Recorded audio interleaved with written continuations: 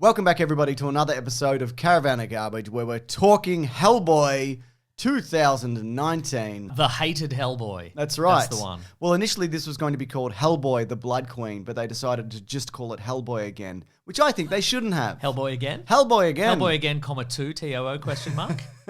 They could have just worked him into that Flash movie. That would have been fine. That's basically a Batman Returns sequel. Oh, just yes. Be like... Put Hellboy in it? Yeah, just put him in it. Sure. Just as a horrible CGI nightmare, you know? Yeah. Make that happen. With no one's permission. That's right. Now, please leave a like, because we have some opinions about this movie. I've always had opinions about this movie, James. Well, we did cover it when it came out. Yeah. And look, the received wisdom of this is nobody likes this movie. Not even the people in it, or who made it. David Harbour has in his home a photograph of himself as Hellboy in a frame to remind himself to never do a gig like this ever again. Did he put it over a photo of him and Lily Allen? Yeah, almost certainly. Oh, no. Yeah, that's right. Lily, you can't be in a movie like this ever again either. Don't be Hellboy, Lily. Don't do it. But here's the thing. I liked this when it came out, and upon a rewatch, I think this is a great movie. I think this is the best one. Whoa! That's right, the best movie ever made. Move over Ben-Hur. Move over The Flash. Wait, which Ben-Hur? All of them. Even the remake? Yeah, whatever. Yeah. I don't know. That's the first thing I thought of when someone says classic movie. I don't think it's the best Hellboy movie. I still think 2 is, but on a rewatch, and I didn't hate it the first time, it's pretty good, actually. Bearing in mind, James, over the course of our illustrious career and the run of our podcast, The Weekly Planet, over a long enough time frame, I'm always proven right. So you want to walk that back? You maybe just for your own benefit, you might want to say this one's the best one. No. Interesting. No. Okay, all right, we'll see. I'll live in fear, actually. Okay, great. Good. Yeah. Good.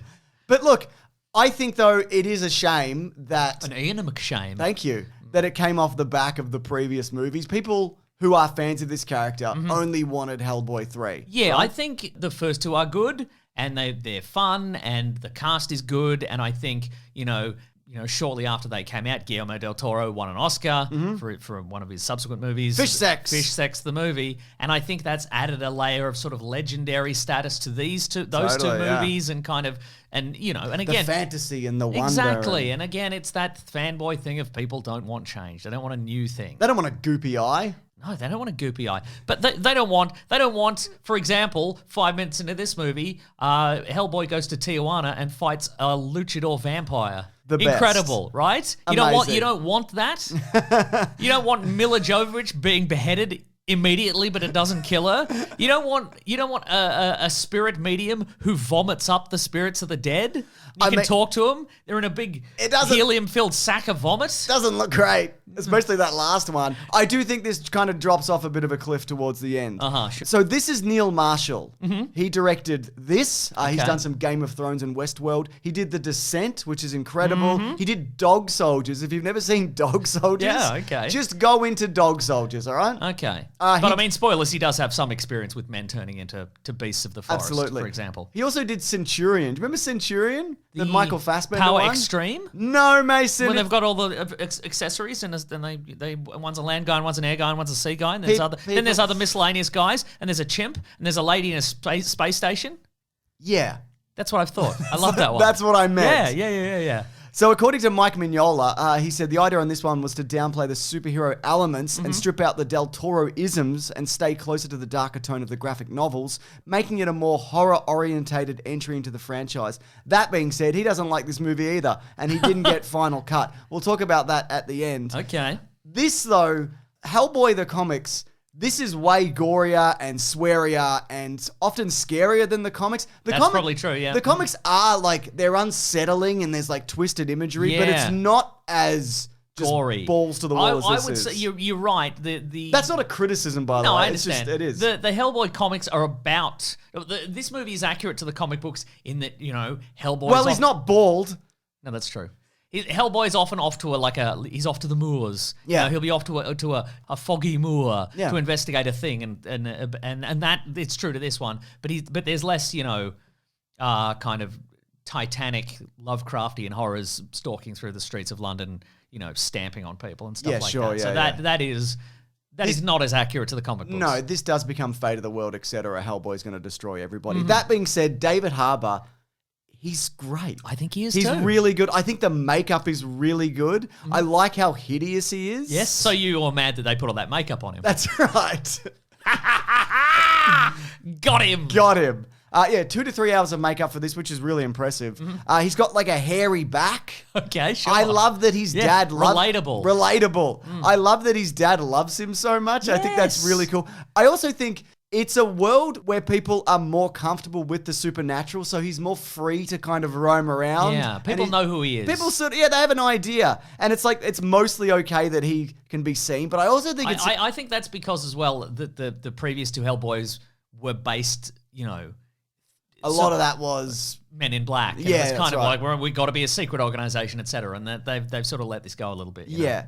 I also like that he is heavily burdened, and so was the other version, but by all the death like that's around him. He's conflicted that he's killing monsters. Like there's no joy in it for him often because he's like, well, I'm a hideous monster and I think I'm okay. Yeah. And what if this one is actually okay and I just killed it? Let me tell you this.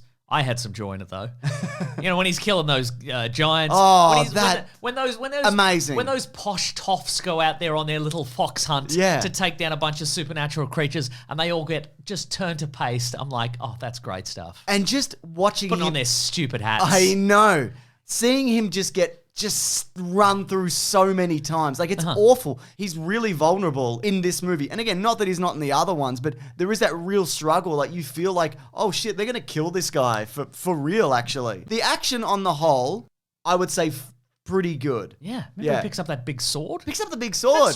That sword's too big for a man. It's too big for a but man. not too big for a boy. No, it's not. It's really not. I think towards the end, it seems like they ran out of... I don't know whether budget or time or they just gave up. I think it looks good to a point. They didn't run out of budget, James, because they had like 3 post-credit sequences. Well, that is true. Yeah. Maybe they spent all the money on post-credit and not enough, and didn't have enough money left for pre-credit. For the big vomit dad giving a speech. For Vomit Dad, yeah. Okay, that's the part I just don't really love because his dad dies. And he's like, no, my dad dies. And then 5 minutes later, he's like, I'm proud of you. I'm a vomit dad. That's right. Like, we just saw you like 5 minutes ago. Not even. Ian McShane is a good dad, though. I agree. Vomity or not.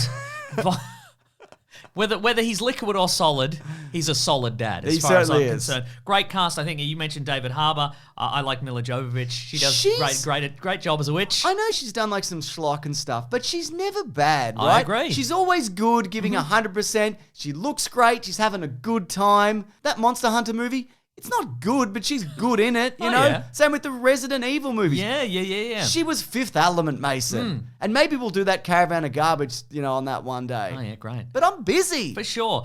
Sasha Lane, I think, is great as the aforementioned vomit spirit medium. Yep. I think she fits in well with the team and great backstory. Daniel Day Kim is Daimyo. Yes. The were Jaguar. Yeah. Great. Loved him. I'm a big fan. Also, everybody's doing great accents the opposite of where they're from. You know what I mean? Completely agree, yeah. Terrific. Also, Daniel Day Kim, he's fucking cool as shit, man. That's what I'm saying. He's so cool. People may know this, but Daimyo was originally going to be played by Ed Skrein. Yeah. But then he learned that the character's supposed to be Asian, and he's like, maybe hire an Asian person. Yeah. So there you go. So Ed Skrein, more like Ed, Legend of the Silver Screen. If you ask me. Good for him. And he was a robot with a face in that movie, wasn't he? Oh, yeah. Alita Battle Angel. Yeah, who's that? Or Battle Angel Alita. It doesn't One matter. of those. Doesn't matter. And Stephen Graham is the voice of the piggy changeling. Oh, my God. He's Tommy from Snatch. He's great. And other things. That whole arc of that boar monster and why he hates Hellboy, it's so fucking weird. Right? And he looks great. And the menace and the pettiness in him and the grossness. And I think also the grossness of the monsters in this in general. At one moment, he visits Baba Yaga on her big chicken house, which I love. This movie has a big house on chicken legs. Yeah. What do you want? What do you people want? It's got a chicken leg house with a freak in it. A floppy old lady freak. She's flopping about. I love all of damn. that. I love all of that. It's really, really good. And, he's doing, because he has knowledge of the underworld and Pax and the devil and like kind of what you can get away with and blood oaths. Like he promises her his eye and then he's like... Then he runs away. He's like, I never said when. Fucking see you later. Yeah. It's good. Yeah. Chicken leg house. Lobster Johnson is in this. So Thomas Hayden Church Ned of Ned and Stacey fame and other things. The Sandman. Yeah, sure. One of the Sideways brothers. That's right, yeah. Great. There's no need for any extended backstory. He's just a World War II hero, and his name's Lobster Johnson. And at the end, Hellboy goes, I love you, Lobster Johnson. I love it. It's great. What do you people want? Yeah, it's pretty good. This is pretty good, actually. I agree. Isn't it? Yeah. Anything else before we do trivia? I think people should watch it. It's pretty good. Oh, Ape Sapien's in at the end. Oh, yeah, he is, yeah. It looks like he could be a gross Ape Sapien. Yeah, right? We're never going to see that We're version. never going to see it. Yeah. Anyways, it's time for trivia 2019. Love that. Ed Skrein. Oh, yeah, we did that. All of that. Yeah. Legend of the Silver Screen, etc. Yes, sure. Ian McShane took over the role of Dr. Broom from John Hurt. Both made their debut in the movie Young and Willing in 1962 and remained best friends. That's delightful. Isn't that crazy? Until McShane took over the role. That's and right. To destroy their friendship forever. I think he was dead at this point. Oh, wow. John Hurt. I was going to say. Not Ian McShane. I was going to say quite the job, stealing somebody's role, if you're dead. Oh, yeah. Here's something that's not comic accurate, so you probably get mad at this. Hellboy claims that he's a Capricorn, but according to the comic, he was born on October 5th, which makes him a Libra. Oh. Oh, here's something you haven't really talked about. He's a descendant of King Arthur. Sure. So he'll usher in the apocalypse because he's the son of a devil and a descendant of King Arthur. So they do the thing at the end where he grows the horns and whatever. And I'm like, we did this. Right, sure. We've done this already. But now he's got Excalibur. Yeah, he's got and it's Excalibur. Flaming Excalibur. At one point, he rides a dragon. Yeah, with big horns and a flaming Excalibur. I mean, it's a dream sequence. It's cool, it's cool, Mason. It's cool. You know, that and the vomity dad and whatever. I don't know. I just felt like it didn't quite. I feel like everybody just went whatever at the end, you know? Just whatever. But it's not whatever. It's a pretty good movie, Mason. Agreed. And I stand by that, despite what you said. Yeah. Anyway, here's a section of the show called Everyone Hates This. This is what Neil Marshall, the director, said about this movie. I hate this. Yeah. It was the worst professional experience of my life. The script was shit. The decision to make the film was a mistake. I signed up to it because they pitched the idea of, we want to do a horror version of Hellboy. We want to bring you and make a really darker horror version. And then I quickly found out that A, the script was terrible. B, it was never going to get better before we shot it, despite my many attempts. You can't polish a turd, no matter how much you try. And I would have all creative control taken away from me from the extreme levels. There's nothing of me in that movie. Wow. Wow. Well, have you considered, Neil, that you're wrong and it's good? Well, this is what David Harbour said. Oh, yes. In an Instagram live video in 2020, Harbour said, I think it failed before we began shooting because I think that people didn't want us to make the movie for some reason. There was like a big Guillermo del Toro and Ron Pearlman created this iconic thing that we thought could be reinvented. And then they certainly, the loudest of the internet was like, we don't want you to touch this. And then we made that movie. I think it's fun. I think it had its problems, but it was a fun movie. And then people were just very, very against it. And that's people's right, but I learned my lesson in a lot of different ways. I'll learn my lesson. I hope you did, David Harbour. Hope you did. Now, I didn't watch that Instagram live, but based on the way you delivered that, it sounds like he was drunk. Yeah, he was. Yeah. We did the best we could. I I love you, Lily Allen. I'm having a good time. Bad movie, though. Oh, but Mila Jovovich. I'll be Stranger Things and Red Guardian, I think. Oh, God. Give me another Marvel movie. Give me it. I want it. Mila Jovovich stated that she... Will I be fat or thin in the new season of Stranger Things? I'll never tell, never tell. You see when it comes out. Shh. You see it. I'm sick of those kids. They're adults now. I'm sick of them. At least I can punch them because they're adults. You can too. Yeah, it's true. Yeah. It's true. It's legal now. Mila Jovovich stated that she foresaw the brutal reviews, but remains optimistic that the film will eventually become a cult classic in years to come. Hello. Not long now, probably only a decade That's or more. Right. 3 decades tops. Mm-hmm. Anyways, on a budget of $50 million, pretty solid then.